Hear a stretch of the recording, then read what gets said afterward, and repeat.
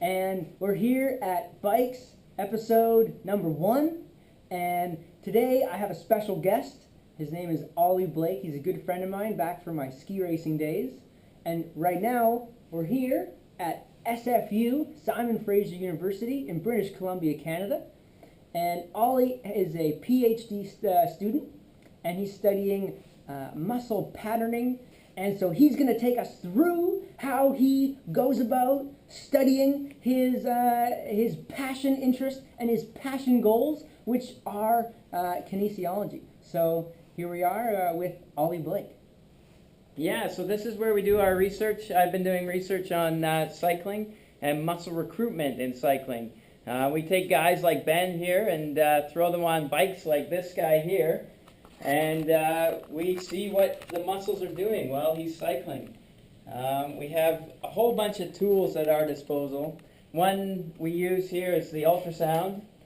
This probe here you can put on the muscle, and while you're cycling you can see the inner workings of the muscle. Here's a video of what it would look like. It's a little black and white, but this part here that's moving back and forth is the end of your muscle.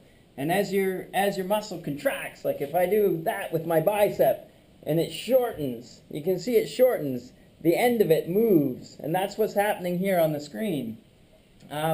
Another thing we like to do is we have over behind the camera here, we have a 3D motion capture system, and you can put little markers on your legs, and what you can do, I'll pull up a little movie here, is then we can see what a cyclist will look like, and we can model it and see how all the muscles are working and how all the joints are moving while you're cycling. The last thing that I like to do is EMG, which is electromyography. It's a bit of a mouthful, but you can put little electrodes on your muscle like this, and this will tell you what the electrical signals from your brain going down your spinal cord are telling your muscles to contract. So this is how we tell if the muscles are recruited in different ways. And then finally what we can do, what I've done with some of the cyclists like Ben, is we can take them outside, which is really neat. Like, we can take a backpack like this, put a computer on it, you can wear this backpack, and we can hook you up with all these electrodes on your muscles, and we can see when the brain's telling the muscles to fire, and we can see how that matches with the cycling outside. So, Ollie, why did you decide to pursue this passion interest in kinesiology?